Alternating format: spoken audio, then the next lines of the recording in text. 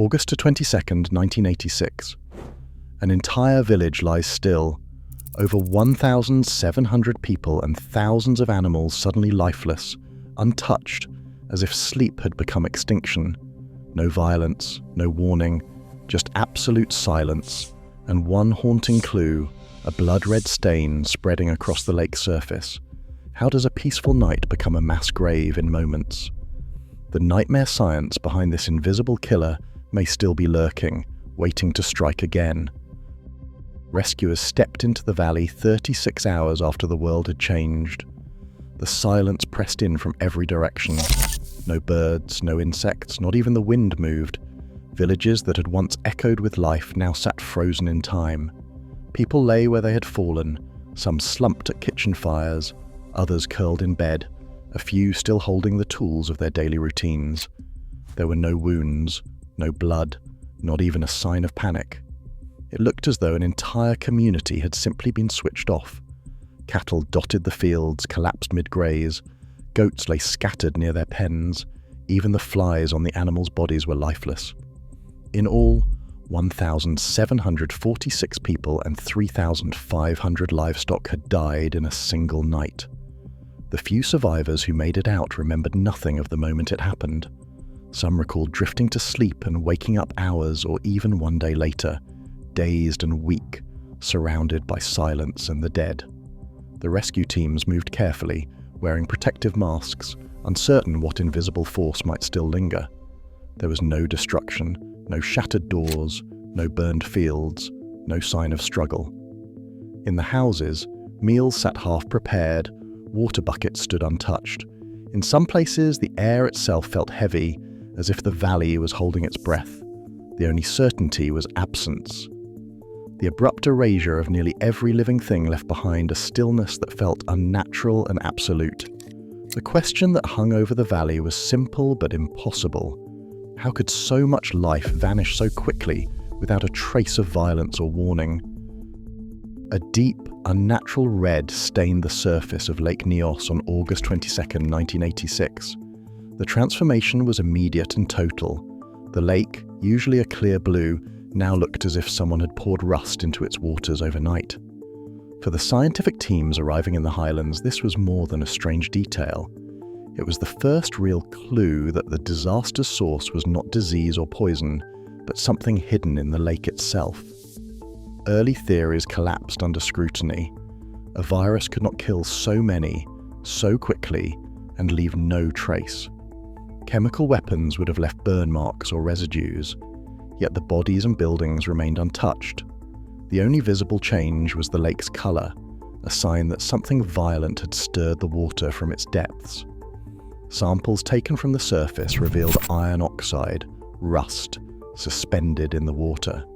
This could only happen if oxygen-starved, iron-rich water from the lake bottom had mixed suddenly with the oxygenated surface. In normal conditions, these layers remained separate and undisturbed for years. But now, the entire water column had flipped, releasing minerals and turning the lake blood red almost overnight. The color shift was more than a chemical reaction. It was evidence of a catastrophic event inside the lake, one powerful enough to churn its deepest layers to the top. The question facing the investigators was no longer what had killed the valley, but how the lake itself had become the engine of disaster. The red water was the lake's confession, a silent admission that something deep below had broken loose. Deep beneath the calm surface of Lake Nyos, a hidden process had been at work for centuries. Magma far below the lake bed released a steady stream of carbon dioxide, which dissolved into the cold, dense water at the bottom. Over time, the pressure from the heavy water above kept this gas trapped, building up layer upon layer, much like carbonation inside a sealed soda can. The lake's deepest waters were saturated, holding back a massive volume of gas, waiting for any disturbance to break the delicate balance. Scientists later calculated that the bottom layers contained 1.6 million tons of carbon dioxide. The pressure kept the gas invisible and silent, but the system was unstable, teetering on the edge. The trigger, still debated, may have been a landslide, a minor earthquake, or even a sudden drop in temperature. Whatever the cause, it was enough to disrupt the stratified layers and let the gas escape.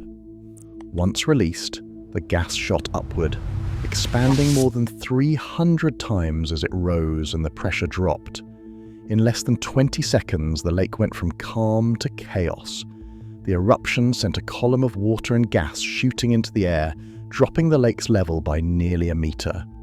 The violence of the release rivaled that of a shaken soda can bursting open, but on a scale that transformed an entire landscape. The energy stored in the lake had always been invisible until the moment it broke free. Carbon dioxide, heavier than air, did not drift upward and vanish. It spilled from the lake like a silent flood, hugging the ground and flowing down the valleys with the weight of water. The gas formed an invisible river up to 50 meters high, moving at 45 miles per hour. Fast enough to outrun anyone on foot, yet utterly silent. Doors and windows offered no protection. The gas crept under sills and pooled in low-lying rooms. In houses perched on the valley floor, people and animals were found where they had fallen, as if caught in a sudden sleep. Survivors described a strange metallic odor, like gunpowder or rotten eggs, moments before blacking out. Scientists now believe these smells were not real, but hallucinations triggered by the brain's response to suffocation. A wave of warmth, then darkness. The cloud displaced every breath of oxygen, and within minutes, entire villages lay still. Those who lived through the night were almost always found on higher ground, sometimes just a few meters above their neighbors who did not wake up. The path of survival traced the ridgelines and hillsides, while the valleys below remained silent and empty. The gas did not destroy. It erased, leaving only the memory of how quickly air itself can turn lethal. After the horror of Lake Nyos, the challenge was clear. Prevent the lake from ever reaching that deadly threshold again. Engineers and scientists, drawing lessons from the smaller but equally mysterious 1984 tragedy at Lake Nyos, set to work. Their solution was deceptively simple: a vertical pipe anchored deep in the lake designed to tap the pressurized, gas-rich water at the bottom. Once started, the system needed no pumps. As the water rose inside the pipe, the pressure dropped and the dissolved carbon dioxide expanded into bubbles. This expansion lifted the water higher, creating a self-sustaining fountain that sprayed harmlessly into the air, venting the gas in a steady, controlled stream. Over the course of the 1990s, more pipes were added, gradually lowering the concentration of carbon dioxide in the lake's depths. By the time the system reached full operation, the saturation level had dropped to about 30% of what it was after the disaster. The risk of another silent eruption faded, not to zero, but to a level that could be managed and monitored. For the first time since the night the valley went quiet, there was reason to believe that science could keep the lake's secrets safely bottled up. Lake Nyos was only a warning. To the east, on the border between Rwanda and the Democratic Republic of Congo, lies Lake Kivu, a body of water so vast it could swallow Nyos 2,000 times over. Kivu's depths hold not just carbon dioxide, but also billions of cubic meters of methane, packed under hundreds of meters of water and pressure. This hidden mixture is far more volatile. If disturbed, the gases could erupt in a chain reaction, releasing a toxic, possibly explosive cloud.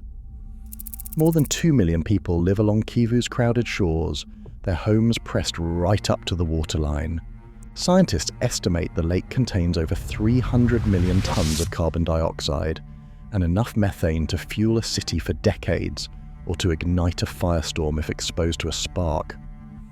Unlike Nyos, Kivu's threat is not just suffocation, but the possibility of fire sweeping across the surface.